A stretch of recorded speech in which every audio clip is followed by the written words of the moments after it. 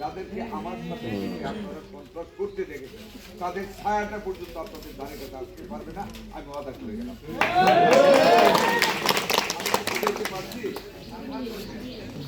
আমার কথাটুকু আপনারা বিশ্বাস করে আপনারা আমাকে দয়া করে বলবেন আমি এই যে খুবই আমাকে ফেলাই দেন। আমি তো আপনাদের কাছে নিজেকে মেলে ধরেছি, আপনারা যদি আমাকে ছেড়ে দেন তার কাছে প্রতিকার পাবেন। মনে করেন আমাকে ছেড়ে দিলেন, কে আসবে এভাবে আপনাদের কাছে? আমি কিন্তু দরদ থেকে আসি। এই একটা গ্রামের ভোট ছাড়াও কিন্তু একটি ইলেকশন অনেকে পাস করতে পারে না, এরপরেও কিন্তু আপনি আমার সমস্ত ভোটের টানে আসি। আমি আপনাদেরকে আপন ছিলাম, আমি আপন থাকতেছি, আপনাদেরকে আমার আপন রাখতেছে, সেই কারণে কিন্তু আমি আপনাদের কাছে আমাকে আমি কিন্তু অনেক কঠিন, এটা আমার স্বভাব, আমি কিন্তু অনেক কঠিন কথা বলি এবং আমি কঠিনত্বটাকে বজায় রাখবো আপনাদের আমার সমাজের আমি কিন্তু জেনেই আছি এবং আমি আর প্রতিকার করার জন্য কতবার কঠিন থেকে আপনাদের এই যে আপনারা কাজ অবস্থা আমার দিকে আমি কিন্তু গায়ে ভর্ত আমি এর সাথে গিয়ে করেও থাকি, আমি মাছ পেয়ে গেলাম, আমি আপনাদের লোক আমাকে সুযোগ দেন, আপনারা দেখেন আমি জায়গায় আমাকে ভোটটা দিবেন দানে দিচ্ছে। দ্বিতীয় কথা, এই বাংলাদেশটা আপনাদের সন্তানেরা হয়তো অনেকে নাই, ৭১ সালে যুদ্ধ করে আমরা স্বাধীন করি।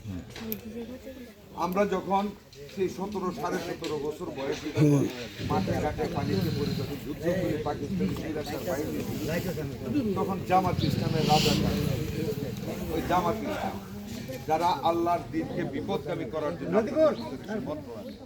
ওই রাজাকারের দল আমাদের সুন্দরী মেয়েগুলি ধরে ধরে পাকিস্তানি ক্যাম্পে দিয়ে ২ লক্ষাধিক মেয়েকে ধর্ষিত করেছে, যাদেরকে আমরা ৭১-এর স্বাধীনতার পরে ঢাকার ক্ষেত মহলে মাথার কাপড় মাথার উপর দিয়ে ফেলে বুখানাঙ্গা শরীরে হাত পেতে আমাদের সাহায্য নিয়েছে। আমরা যারা গরিবের সন্তান গ্রাম থেকে হলে থাকতাম, নান রুটি নিয়ে গিয়ে একটা রুটি দিতাম, চোখ ভরা পানিতে তাদেরকে দেখতাম কেউ অন্তঃসত্ত্বা, কারো ১ বছরের বাচ্চা, কারো হয়তো গতকাল বাচ্চা হয়ে গেছে, অবৈধ বাচ্চা। এই মেয়েগুলিকে তারা ধর্ষিত করেছিল পাকিস্তানিদের মনোরঞ্জনের জন্য, যাতে করে বাংলাদেশটা স্বাধীন না হয়। জামাত ইসলাম, এই জামাত ইসলাম ১৯৪৭ সনে যখন পাকিস্তান স্বাধীন হয়, মুসলমানদের জন্য একটা আবার ভূমি হয়, এই জামাত ইসলাম তখন পাকিস্তানেরও বিরোধিতা করেছে। তখন তারা বলেছে পাকিস্তান হবে একটা কাফেরের জন্মস্থান, আর সেই পাকিস্তানে গিয়ে আবার মওদুদি ইন্ডিয়া থেকে পাকিস্তানে চলে গিয়েছিল পাঞ্জাবে।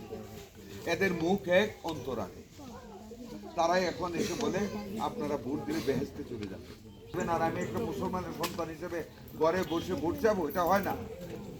আমি ভোটের পাশাপাশি আপনাদেরকে দিনের স্বার্থে পরকালের স্বার্থে সাবধান করার জন্য আমি দ্বিতীয় পর্যায়ে পৃথিবীর পুরো আমাদের কোরআন বা হাদিসের কোথাও নাই একটা মার্কাকে ভোট দিলে কেউ ব্যাস দিতে চাইতে পারে।